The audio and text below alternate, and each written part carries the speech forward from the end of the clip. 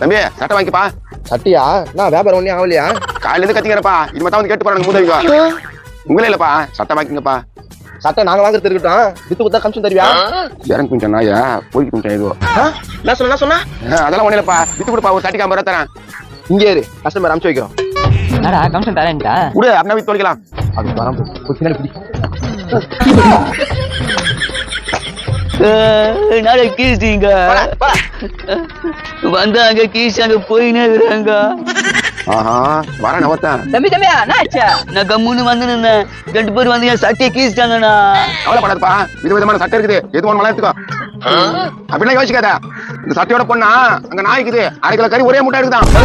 வேணாம் இந்த சட்டையை கொடு. இந்தாப்பா போட்டுனே. என்னப்பா வியாபாரம் எப்படியா?